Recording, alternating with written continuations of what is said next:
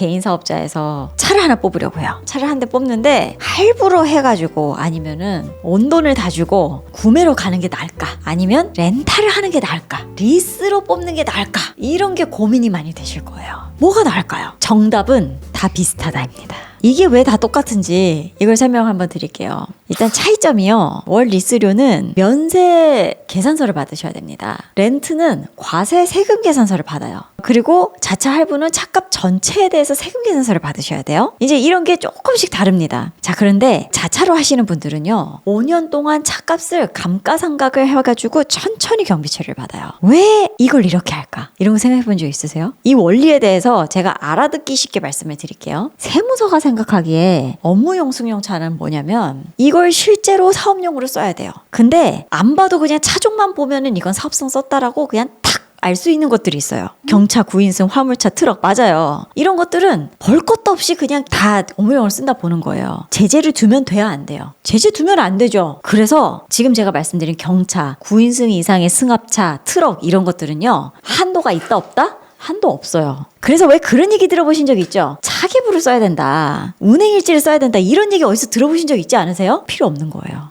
이거는 볼 것도 없이 그냥 해주는 거니까. 자, 그러면 우리가 누구나 타고 싶어하는 그 차, 그게 문제인 거죠. 적어도 그랜저쯤 되면 그거는 괜찮은 차인 것 같아요. 세무서에서도 그랜저까지는 업무용으로 어떻게 볼 수 있다라고 보는 것 같아요. 왜 이걸 5년 동안 천천히 해주는 거예요? 세무서는 어떤 게 싫은 거냐면요, 이번에 세금이 많이 나올 것 같아, 어떡하지? 까짓 거 업무용 승용차 하나 뽑아, 딱 그걸 넣어가지고 세금 팍 깎으면 차도 새 걸로 바꿨겠다, 세금도 안 내겠다, 얼마나 좋아! 이게 싫다는 겁니다. 세금을 깎으려고 비싼 차를 뽑아가지고 세금 줄이는 그 꼴을 못 보겠다는 거예요. 자, 그럼 여기서 질문. 그랜저 정도 세무서에서 그 업무용으로 쓰는 승용차겠지 인정한다 그랬어요. 여기 계신 사장님들 마음속에는 다른 차가 있죠. 이를테면 제네시스, BMW, 벤츠 뭐 이런 것들이죠. 그럼 그런 차를 타면 어떻게 되는 거예요? 아무리 비싼 차를 뽑아도 나는 4천만 원까지 5년 동안 해주겠다라는 거예요. 자, 그러면 이런 생각이죠. 뭐야, 그러면 8천만 원짜리 차를 사면 4천만 원만 경비 처리해주고 나머지 4천은 날리는 거야! 이렇게 생각이 들 수가 있잖아요. 만약에 8천만 원짜리 차를 사면요, 1년에 800만 원만 해주기 때문에 10년 동안 경비 처리를 나눠서 해주는 거예요.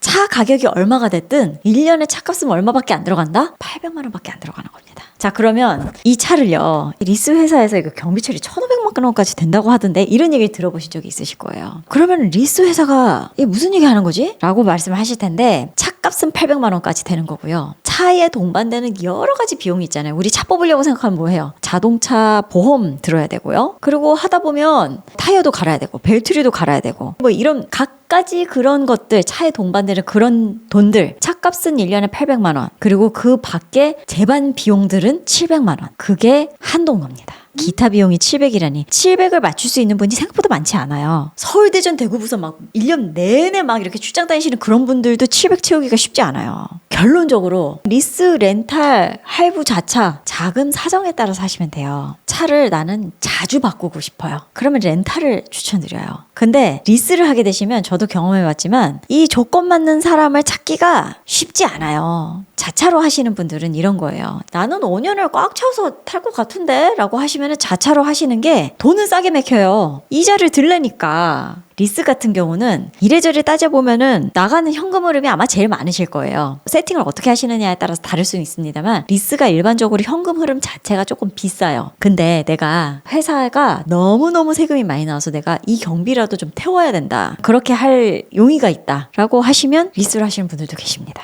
무조건 법인으로 차를 뽑으시면 임직원 전용 자동차 보험을 드셔야 돼요. 그 보험을 안 드시면 법인에서 경비 처리가 안 돼요. 자, 여기에서 제가 중요한 얘기를 해드릴 거예요. 여러분들 그런 거 보신 적 있으세요? 강남 대로변에서 스포츠카가 왕 하고 이제 지나가는데 탁 보면 번호판이 연두색인 경우 있어요. 그때 탁 머리를 스치는 생각 뭐예요? 법인차를 스포츠카를 이걸 타고 다니다니, 이런 생각 드시죠? 그게 문제가 될 것 같으세요? 안 될 것 같으세요? 외제차 스포츠카는요, 반드시 뭐라고 해요? 뭐라고 하시냐면요, 음식점 하시는데 왜 그랜저가 필요해요? 광고 대행업을 하시는데 왜 포르쉐가 필요하죠? 이런 질문 굉장히 많이 하세요. 그게 스포츠카다라고 하면 거의 100% 부인당한다고 보셔야 됩니다. 그래서 여기 계신 분들이 내가 차를 사서 경비 처리를 할 거다. 경비 처리를 어떤 차종을 어디까지 할 거냐를 생각을 해보셔야 됩니다.